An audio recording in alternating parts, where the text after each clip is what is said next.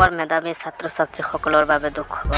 এতিয়াৰ পৰা ৰাজ্যত নাথাকিব আনন্দ নাম বৰুৱা বঁটা প্ৰদান প্ৰচলন। আজি শিক্ষামন্ত্ৰী ৰণোজ অসম্বিতে এই ঘোষণা কৰিছে। শিক্ষামন্ত্ৰীগৰাকীয়ে সদৰি কৰা অনুসৰি হাইস্কুল শিক্ষান্ত পৰীক্ষা আৰু হাই মাদ্ৰাছা পৰীক্ষাত প্ৰথম বিভাগত উত্তীৰ্ণ ছাত্ৰ ছাত্ৰীসকলক প্ৰদান কৰা আনন্দ নাম বৰুৱা বঁটা এইবাৰ পৰা প্ৰদান কৰা নহয়।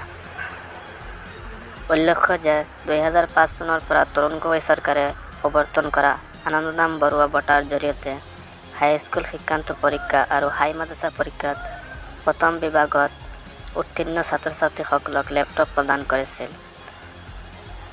প্ৰথম অৱস্থাত প্ৰথম বিভাগত উত্তীৰ্ণ ছাত্ৰ ছাত্ৰীসকলক ডেস্কটপ প্ৰদান কৰা হৈছিল যদিও 2012 চনৰ পৰা চৰকাৰে আনন্দ নাম বৰুৱা বঁটাৰ বাবে লেপটপ প্ৰদান কৰাৰ সিদ্ধান্ত লৈছে।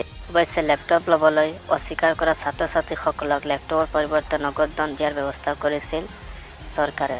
প্ৰথম বৰ্ষৰ পৰা কেৱল প্ৰথম বিভাগত উত্তীৰ্ণ হ'লেই ছাত্ৰ ছাত্ৰীসকলক আনন্দ নাম বৰুৱা বঁটা প্ৰদান কৰা হৈছিল যদিও বিগত 2টা বছৰৰ পৰা হাইস্কুল শিক্ষান্ত আৰু হাই মাদ্ৰাছাত স্থান নম্বৰ পোৱা ছাত্ৰ ছাত্ৰীসকলকহে এই বঁটা প্ৰদান কৰাৰ ব্যৱস্থা কৰিছিল বিজেপি চৰকাৰ।